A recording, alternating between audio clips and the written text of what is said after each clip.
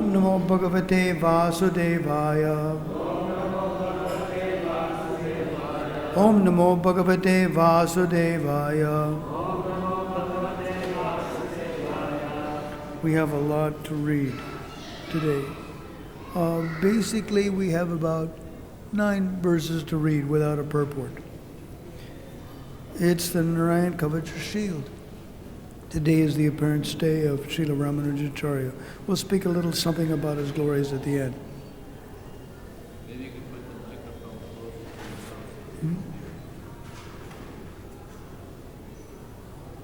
Whatever. Light goes on. Deva praharne madhu ogradanvan satyam tidam avratu madhavo mam doshe rishikesha antardaratne nishtite eko vatu padmanabha. May Lord Madhusudan, who carries the bow, very fearful for the demons, protect me during the 5th part of the day. In the evening, may Lord Madhava, appearing as Brahma, Vishnu, Maheshvara, protect me. Rishikesh should protect me. At the dead of the night, in the 2nd and 3rd parts of the night, may Lord Padmanabha alone protect me. 22. Srivatsa Dhamma Pararadna Isha Pradyushishos Tidaro Janardana Dharmo Daro Vyad Amushaya Musandayam Prabhate Vishveshvaro Bhagavan Kalamurti. May the Supreme Personality of Godhead, who bears the Srivatsa on his chest, protect me after midnight until the day becomes pinkish. May Lord Janardana, who carries a sword in his hand, protect me at the end of the night during the last 4 Kartikas of night. May Lord Damodar protect me in the early morning, and Lord Vishveshvara protect me during the junctions of the day and night. Text 23.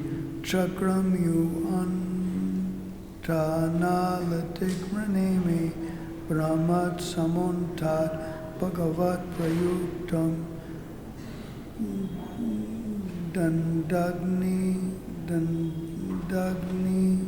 Are Sainyamasu Kaksham Yatha Vatasako Utasha. Set into motion by the Supreme Personality of God and wandering in all the 4 directions. The disc of the Supreme Lord has sharp edges, as destructive as the fire of devastation at the end of the millennium. As a blazing fire burns dry grass to ashes with the assistance of the breeze, may the Sudarshan Chakra burn our enemies to ashes. 24. Gade Shani Sparshana Vishpulinge Nisha Panti Nishpindya Gyata Prayasi Smandavain Nayaka Yaksha Raksho Bhuta Grahams Churnayaren. O club in the hand of the Supreme Personality of Godhead, you produce sparks of fire as powerful as thunderbolts. And you are extremely dear to the Lord. I am also a servant. Therefore kindly help me pound to pieces the evil living beings known as Kusmandas, Yainakshas, Yakshas, Rakshasas, Bhutas, and Gras. Please pulverize them. 25. Tam yatu dano pramata prita matri pisacha viprano graha gora dishin Darendra vai Vidravaya Krishna Parito Bhimo Swano Rare Hridayani Kampayan. O best of controls, O Panchajanya in the hands of the Lord, you are always filled with the breath of Lord Krishna. Therefore you create a fearful sound vibration, causes trembling in the hearts of enemies like the Rakshas, Pramata ghosts, Pisachas, Matas, Pisachas, and Brahmana ghosts with fearful eyes. Text 26. Tvam Tigma Darasi parari sainyam isha prayukto mama chindi chakumsi charman chatachandra chadaya dvisham agonam harapava chakshusham. O King of sharp-edged swords, you are engaged with the Supreme Personality of Godhead. Please cut the soldiers of my enemies to pieces. Please cut them to pieces. O shield marked with 100 brilliant moonlight circles, please cover the eyes of simple enemies. Text 27 through 28. Yanno bayam grahebhyo abod ketubhyo nurbhaya evacha sarasresapibhyo namstriyo bhutebhyo mibhayo bhya evacha sarvanitani bhagavan namarupa nukirtanat prayantu sakshayam sadhyo yena sreya pratipaka. May the glorification of the transcendental name, form, qualities, and perfection of the Supreme Personality of Godhead protect us from the influence of black planets, meteors, envious human beings, serpents, scorpions, animals like tigers and wolves. May it protect us from ghosts of the material elements like earth, water, fire, and air. May it also protect us from lightning and our past sins. We are always afraid of these hindrances to our auspicious life. Therefore, may they all be completely destroyed by the chanting of the Hare Krishna Maha Mantra. 29. Lord Garudo Bhagavan Stotra Stopyas Chandomaya Prabhu Rakshata Asesha Kritstrebhyo Vishvaksena Svanamibi. Lord Garuda, the character of Lord Vishnu, is the most worshipable Lord, for he is as powerful as the Supreme Lord himself. He is a personified Vedas and is worshipped by selected verses. May he protect us from all dangerous conditions. May Lord Vishvaksena, the Supreme Personality of Godhead, also protect us from all dangers by his holy names. Today's verse 30. Sarvapadbhyo Harer Nama Sarvapadbhyo Harer Nama Rupa Yana Yudhani Na Rupa Yuna Yudhani Na Buddhendriya Mana Pranan Buddhendriya Prana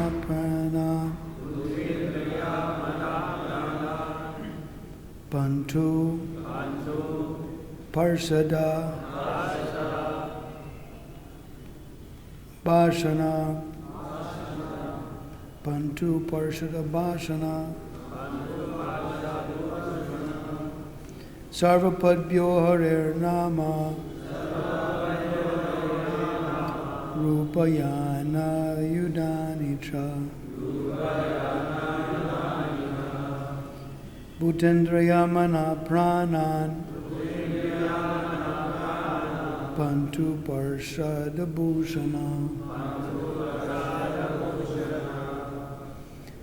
Sarvapadbhyo Harer Nama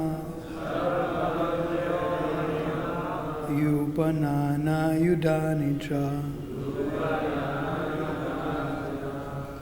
Buddhendriya Mana Pranan Pantu Parshada Bhushana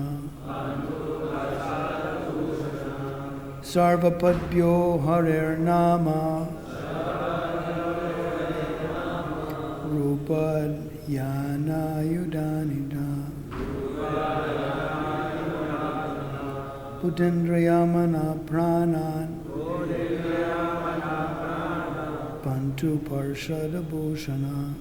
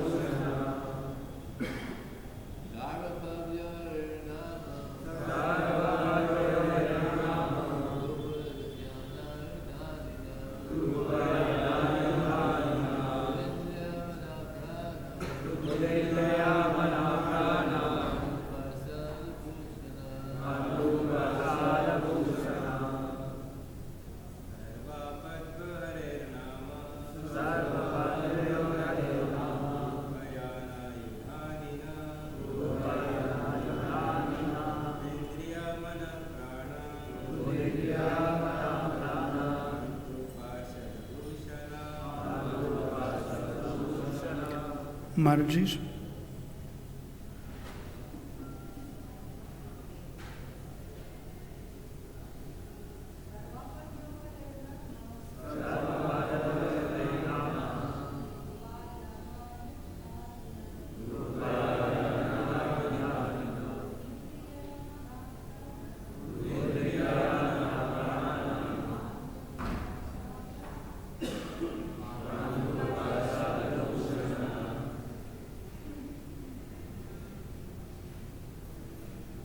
Sarvapadbhya,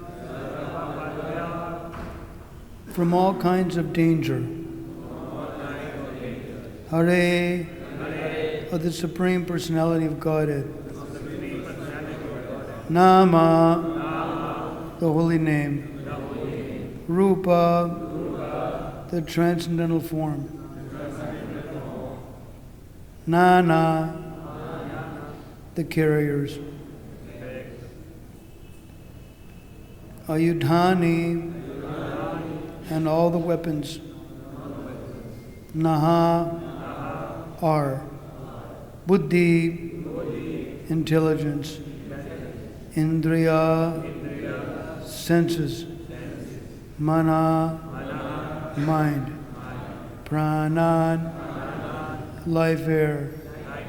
Pantu, may they protect and maintain. Parshada Bhushana, the decorations who are personal associates. Translation and purport by His Divine Grace Sri Srimad A.C. Bhakti-Vedanta Swami Prabhupada.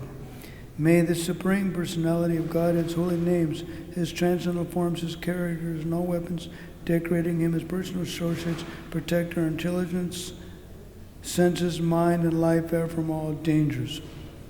May the Supreme Personality of Godhead's holy names,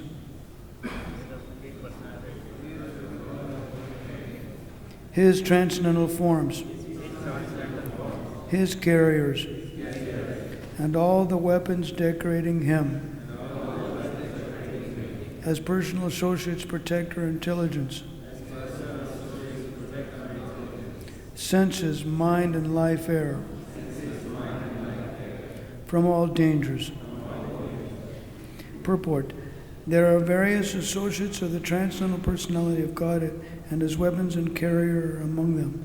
In the spiritual world, nothing is material. The sword, bow, club, and disc, everything decorating the personality body of the Lord is spiritual living force.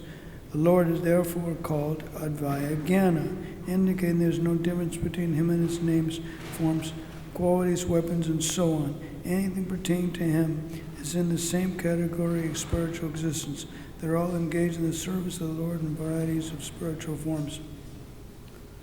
Vrindavane Ramanareti Prasiddhibhumo Tatrape Krishna Balarama Supadamule Jnanam Param Paramaya Krishna Sudharma Juktam Dandasta Deva Prabhupada Namo Namaste Sangasara Dukkha Jalado Patitasya Kama Krodadi Nakramakai Kavalikatasya Durvashana Nigaditasya Narasayasya Chaitanya Chandra Mamadehe Padavalambam Jaladhara Shashivarno Gopavesha Kishoro Sahachara Kanavrindai Kridamana Vrajesho Natabara Chittavesho Nilapitam Varadyo Jagadajana Heto Rama Krishna Atosmi Vanchakalpatarubhyascha Kripatsandavevacha Patitanam Bhavanebhyo Vaishnavebhyo Namo Namah Hare Krishna Krishna Krishna Hare Hare Hare Rama Rama Rama Hare Hare.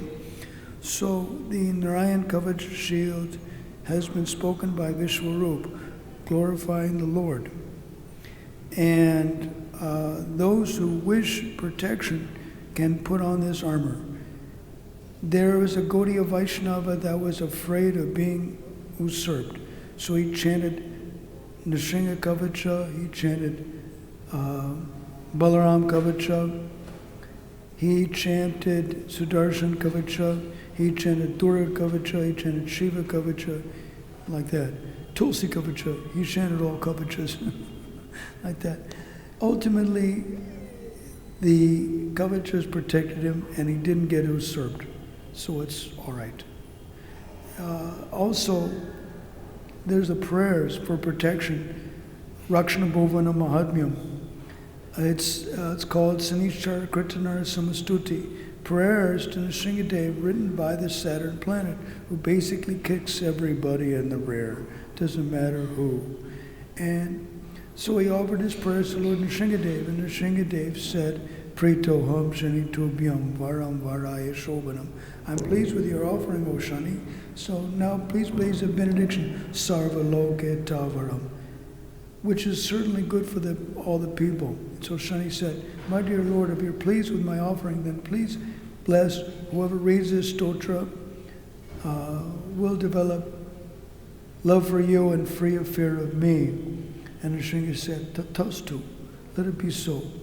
And he said that there are Dvarashashtanama. There are 2.5 years of main Shani period. And those who chant this stotra on Shanivar, on Saturdays, or every day, will become free of that. And there's also the minor period also. And all this, they do Jai! Like that.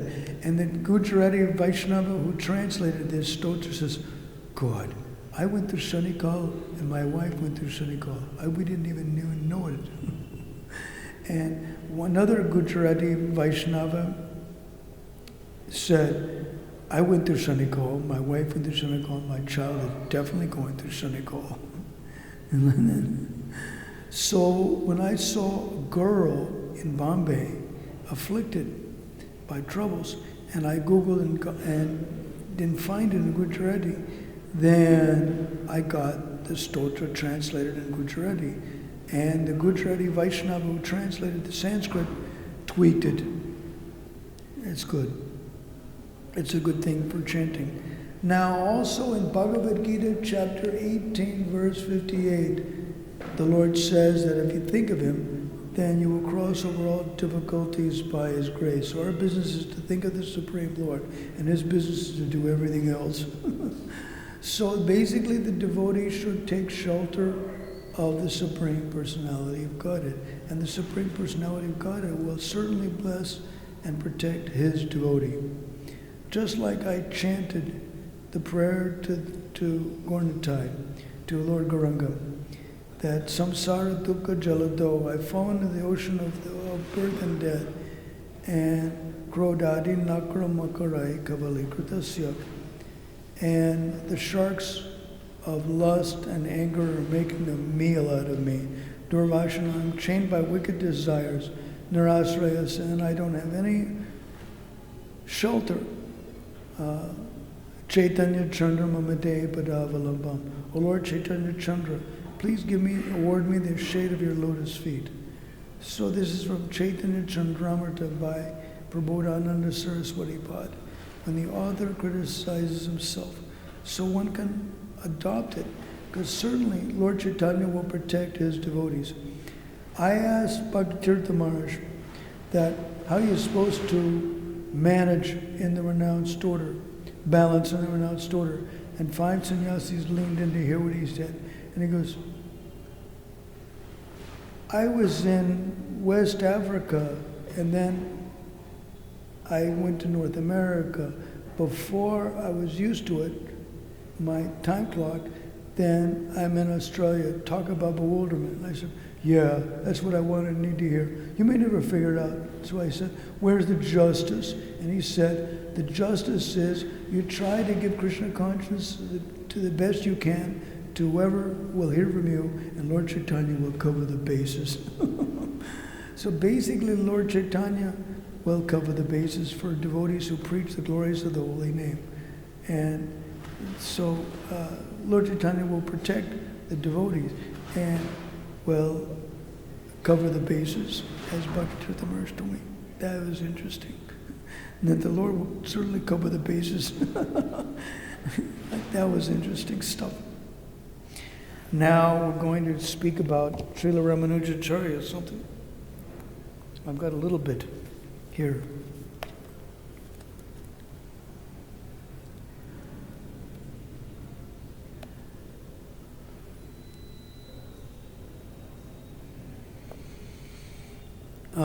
Traditionally, from 1017 to 1137, was a Hindu theologian, philosopher, and one of the most important exponent of the Sri Vaishnava tradition within Hinduism. He is born in a Tamil family in the village of Sri Perumbudur, Tamil Nadu. His philosophical foundations in devotionalism were influential to the Bhakti movement.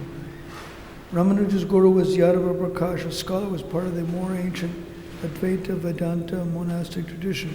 Sri Vaishnava tradition holds that Ramanujacharya disagreed with his guru in the non-dualistic Advaita Vedanta. Instead of followed in the footsteps of Indian otherwise tradition, the scholars Natha Muni and Yamunacharya.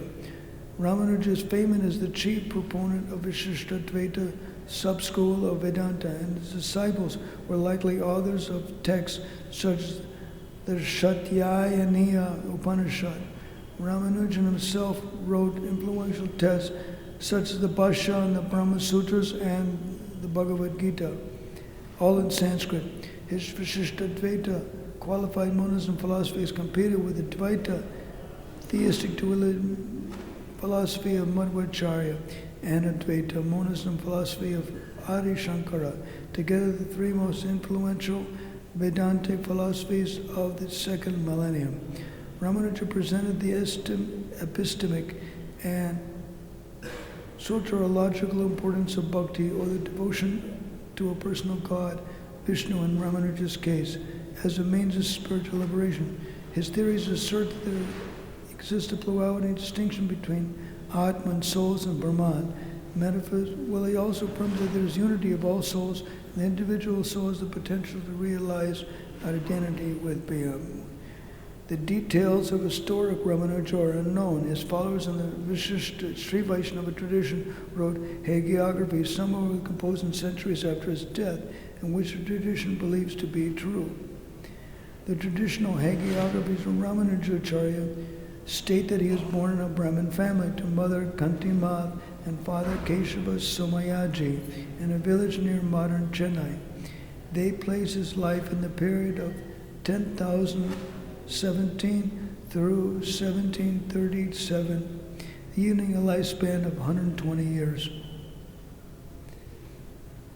These dates have been questioned by modern scholarship based upon temple records and regional literature of the 11th and 12th century outside the Sri Vaishnava tradition. In modern era scholars suggest that Ramanujacharya may have lived between 10,077 and 1157.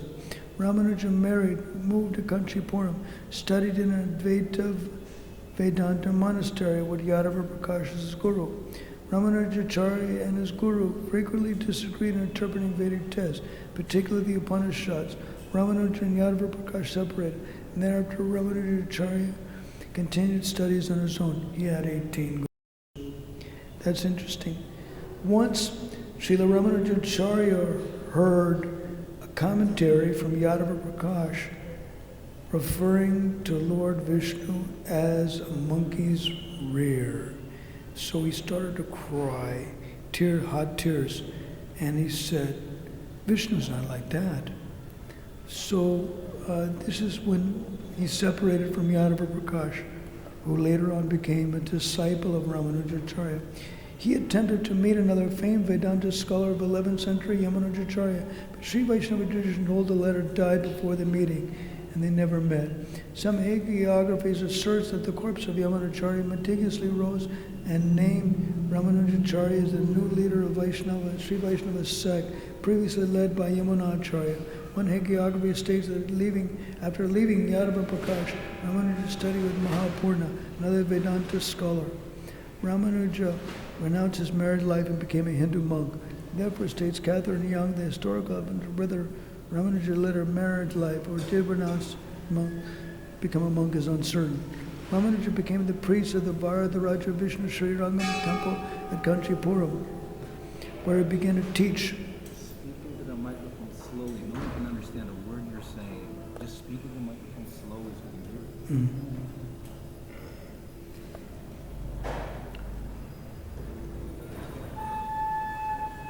Ramanuja has long enjoyed foremost authority in the Sri Vaishnava tradition. He reformed the Sri Rangam temple complex, undertook India-wide tours, and expanded the reach of his organization. A number of traditional hagiographies of Ramanuja are known, some written in the 12th century, but some written centuries later, such as the 12th, 17th, or 18th century, particularly after the split of Sri Vaishnava community in the Vadakalais and Tenakalais, where each community created its own version of Ramanuja's biography. The Muva Pirapi Patiguna Parampara Bhava by Brahma Tantra Swatantra GR represents the earliest Vadikalai biography and reflects the Vadikalai view of the succession following Ramanuja. Araya Parai Guna Parampara Prabhav, on the other hand, represents the Tenai Kalai biography. Other late hagiographies include the Yati Raja Bhaivalam by Andrapurna. Modern scholarship has questioned the reliabilities of these hagiographies. Scholars question their reliability because of claims which are impossible to verify, or whose historical bases are difficult to trace, with claims such as Ramanuja learned the Vedas when he was an 8-year-old baby. He communicated with God as an adult, and he won philosophical debates with Buddhists, Advaitins, and others because of supernatural means, such as turning himself into divine self, Sesha, to defeat the Buddhists, or God appearing in his dream when he prayed for arguments to answer Advaita scholars. According to J.A.B. Van Butenan, the hagiographies are legendary biographies about him in which a pious imagination has embroidered historical details. Historical background. Ramanujacharya was nurtured in the Tamil culture in a stable society ruled by a strong Hindu Cholas dynasty. This period was one of pluralistic beliefs where Vaishnava, Shaiva, Smarta traditions, Buddhism and Jainism thrived together. In Hindu monastic tradition, Advaita Vedanta had been predominant, and Ramanuja's guru, Yadava Prakash, belonged to this tradition. Prior to Ramanuja, the Sri Sampradaya was already an established organization under Yamunacharya, and Bhakti-yoga devotional ideas already a part of South Indian culture because of the 12 hours. Ramanuja's fame grew because he was considered the first thinker in centuries that disputed Shankara's theories and offered an alternate interpretation of Upanishadic scriptures. Some hagiographies, composed centuries after Ramanuja's death, state that he was expelled by a Chola king, Kulotunga II, Krimikanta Chola. It was mentioned that Ramanujacharya was staying in a place in Karnataka called Melkute, and there he was bathing in a tank called Kalyani, and when he heard the news that Krimikanta Chola had left his body, and that he could go back to Sri Rangam. And he says, oh, this tank has really become Kalyani now, really become auspicious now. So that was interesting stuff. Ramanuja then moved to another kingdom for 12 years, converted Jain king to Hinduism after miraculously healing his daughter, and he later returned on his own to Tamil Nadu. However, verifiable historical has been lacking, and upagraphical evidence established that King Kulatunga came to power in 1133, while Ramanujacharya died in 1137, according to sources that claim that Ramanujacharya was expelled. According to John Charman, Ramanuja and his Sri Vaishnava disciples lived under the relatively stable and non-sectarian climate of the Chola Empire before its decline in the 12th and 13th centuries. As usual, scholars object, big deal. As it's stated by Benjamin Franklin, one of the founding fathers of America, that a man convinced against his will retained the same opinion still. So, who cares for the scholars, what they say? We care for what the Vaishnavas say, that's all. Like this. The Sri Vaishnava tradition attributes 9 Sanskrit texts to Ramanujacharya. Vedartha Sangraha, literally the summary of the Vedas meaning. Sri Bhashya, review and commentary on Brahma Sutras. Bhagavad-Gita Bhashya, a review and commentary on the Bhagavad-Gita. The minor works titled Vedanta Pida, Vedanta Sara, Gadya Traya, which is a compilation of 3 texts called the Sharanagati Gadyam, Sriranga Gadyam, and Vaikuntha Gadyam, and Nitya Grantham. Modern scholars have questioned the tense involved, but the 3 of the largest work credited to Ramanujacharya, Sri Bhashya, Vedartha Sangra, and the Bhagavad Gita Bhashya. They've questioned it, but the Vaishnavas accept it anyway. The modern scholars question everything, even the existence of Krishna. Who cares what they say, what the scholar says? Ramanuja's philosophy foundation was qualified monism and is called Vishishta Dvaita in Hindu tradition. His ideas are one of 3 sub-schools in Vedanta. The other 2 are known as Adi Shankara's Advaitam, absolute monism, and Dvaitacharya's Dvaita dualism. Ramanujacharya accepted that the Vedas are a reliable source of knowledge, then critiqued other schools of Hindu philosophy, including Advaita Vedanta, as having failed in interpreting all the Vedic texts. He asserted in the Sri Vaishnava that Purva Pakshan, previous schools, selectively interpret these Upanishadic passages that support their monistic interpretation and ignore these passages that support the pluralism interpretation. There's no other reason, stated Ramanuja, to infer one part of a scripture and not other. The whole of the scripture must be considered in part. One cannot, according to Ramanuja, attempt to give interpretation of isolated portion of Hindu scriptures. Prabhupada refers to it as Ardhakuti Nyaya, half a hand philosophy. We like the portion that gives the egg, but not the portion you got to give grain. You have to accept the whole thing. So Prabhupada also stated that one should accept Bhagavad-Gita as it is, the whole Bhagavad-Gita, not that one should prefer one shloka over another. One should accept the whole thing. This method of scriptural interpretation distinguishes Ramanuja from Adi Shankara. Shankara's exegetical approach, Samanvaya Tatparya Linga, with Anvaya Vyatireka, states that for proper understanding, all texts must be examined in their entirety. Then their intent established by 6 characteristics, which includes studying what is stated by the author to be his goal, what he repeats in his explanation, what he states as conclusion, or whether it can be epistemically verified. Not everything in any text, states Shankar, has equal weight, and some ideas are the essence of experts' textual testimony.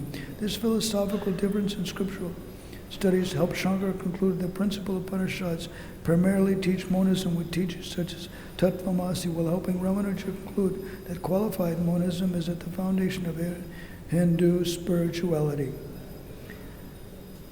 Comparison with other Vedanta schools, Ramanuja's Vishishtadvaita shares the theistic devotionalism ideas with Madhvacharya's Dvaita.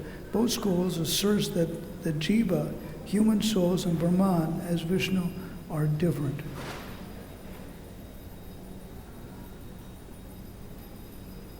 A difference that is never transcendence. God, Vishnu, alone is independent. All other gods and beings, according to both Madhvacharya and Ramanujacharya. However, in contrast to Ramanuja's views, Ramanuja asserts qualified non-dualism, that souls share the same essential nature of Brahman, that there is a universal sameness in the quality and degree of bliss possible for all souls, and every soul can reach the blissful state of God Himself. While the 13th to 14th century Madhvacharya assisted both qualitative and quantitative pluralism of souls, Ramanuja asserted qualitative monism and qualitative pluralism of souls, states Sharma. Ramanuja's Vishishtadvaita school and Shankara's Advaita school are both non-dualism Vedanta schools. Both are premised on the assumption that all souls can hope for and achieve the state of blissful liberation.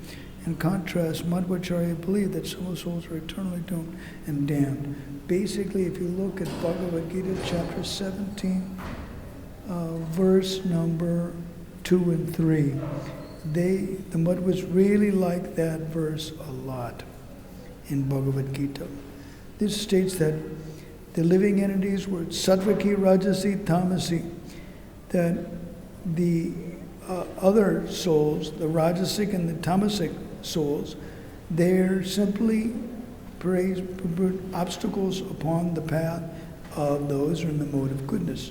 So, but Lord Chaitanya states that all souls can become sattvic. All souls can be sattvic and go to Krishna. All souls. So, but the Madhvas think, the Tattvavadis think, that some souls were never liberated, whereas we're only made at the mercy of the Vaishnavas. By the mercy of the Vaishnavas, anybody can become liberated. The generic verse glorifying the spiritual master is Vande Sri Guru Devam Tam Karuna Varanalayam Yatkripa Tavaleshena Pamuro Piyamarayate. I offer my respectful obeisances to the bona fide spiritual master. Even a slight portion of his mercy can make even a fallen person completely liberated. So it really doesn't matter where you're from. It matters what you do. It's not what you know, who you know, it's what you do. Basically, and the mercy of sadhus is shiksha anusara vartma. One who follows the essence of their instructions gets mercy. There's no free lunch. It means abhyasanam. It means application. When all of our acharyas, including the founder acharya, present in sound vibration, you follow their instructions, you get their mercy. If you don't follow their instructions, time will go. After some time, mercy will come. When you do abhyasanam, when you do application, then mercy will flow.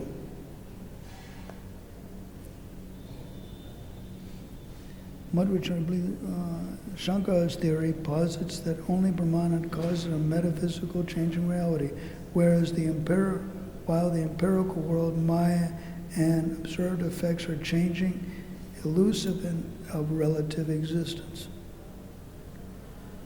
Spiritual liberation to Shankara is the full comprehension and realization of the oneness of one unchanging Atman soul, as the same as Atman and everyone else, as well as being identical to the Nirguna Brahman.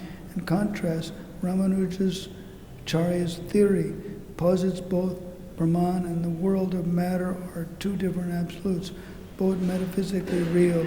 Neither should be called false or elusive. And Saguna Brahman with attributes is also real. God, like man, states Ramanuja, has both soul and body, and all of the world of matter is a glory of God's body. The path to Brahman Vishnu, asserted Ramanujacharya, is devotion to godliness and constant remembrance of the beauty and love of the personality of Godhead. Sagunan Brahman Vishnu, one which ultimately leads to the oneness with Nirguna Brahman. Howard Goward describes Ramanuja as a follower, interpreter of Sri Vaishnavite scripture. Winnie Doninger calls him probably the single most influential feature of devotional Hinduism.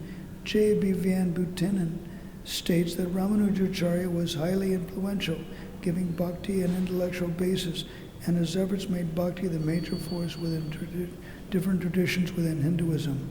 Modern scholars have compared the importance of Ramanuja in Hinduism to that of the 13th century scholar Thomas Aquinas in Christianity. Ramanujacharya not only developed theories and published philosophical works, he organized a network of temples for Vishnu Lakshmi worship. Ramanujacharya set up centers of study for his philosophy during the 11th and 12th century by traveling through India in that era.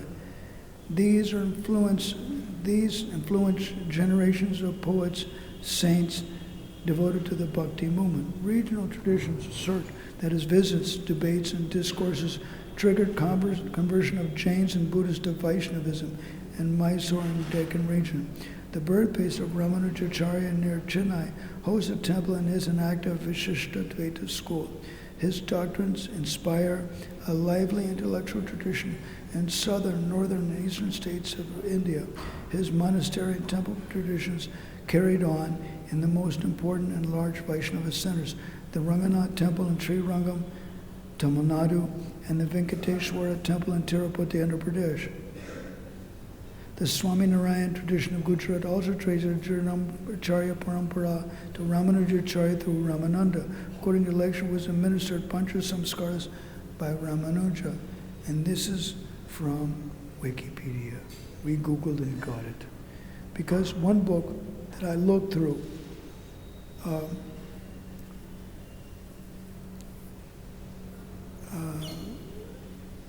that was in Malayalam, but it was translated in English, didn't have it about Ramanujacharya when I looked at it.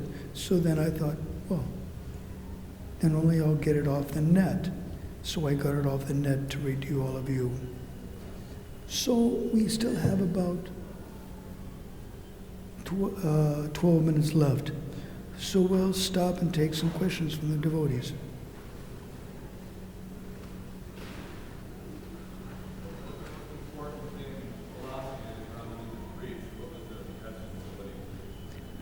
The most important thing that Ramanujacharya preached was that every living entity can go to God.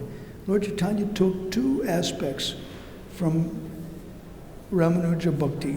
One aspect was Sharanagati, and the other aspect was service to the deity. That one can serve the deity, and one can go to the Supreme Lord, Sharanagati, by surrender. And Bhaktivinoda Thakur, he describes it that if one offers prayers to the Supreme Lord imbued with 6 symptoms of surrender, Sharanagati, then Krishna will hear the prayers of the devotee. So that's interesting. You may call Krishna according to your relationship. It doesn't mean Krishna will call you according to their relationship. So one really has to work hard at that. Although one's relationship with Krishna is eternal, one still has to work hard. So these were the main aspects of Ramanujacharya's philosophy. There's also another Acharya that came in the line of Ramanujacharya called Vedanta Deshika, and he actually gave a lot also in Sanskrit, a lot of commentaries in Sanskrit also. basically, the Sri Vaishnavas like these two people, Vedanta Deshika and Ramanujacharya. They like both of them. Anything further?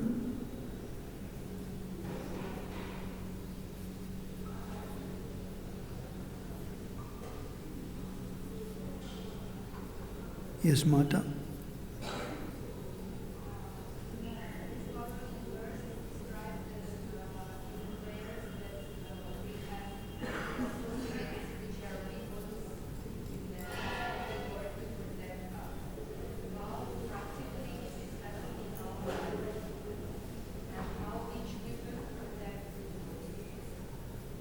Hand her the mic.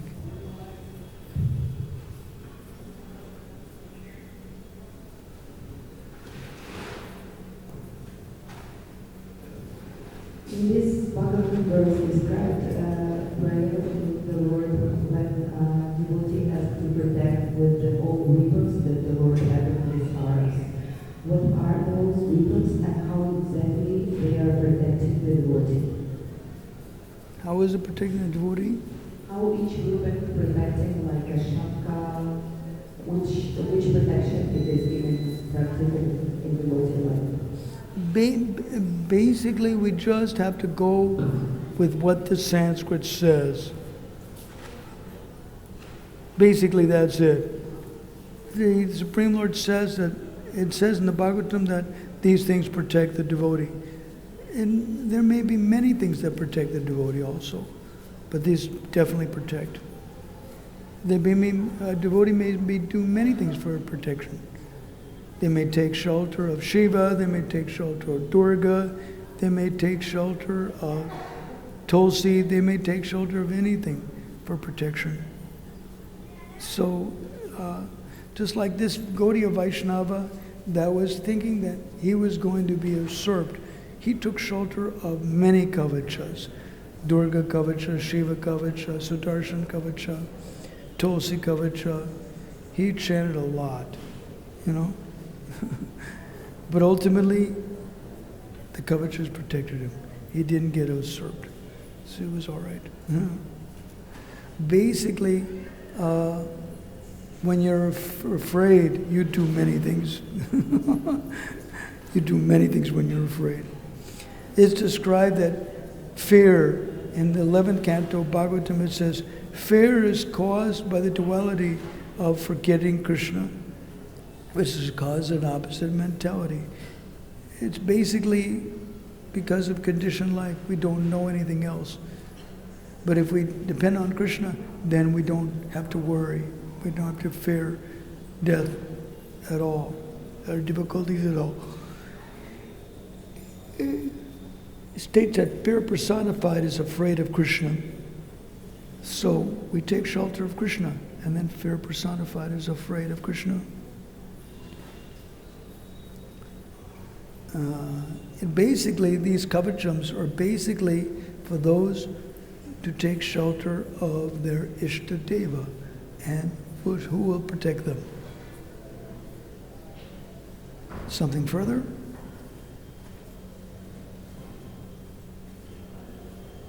Okay, Hare Krishna. Thank you very much.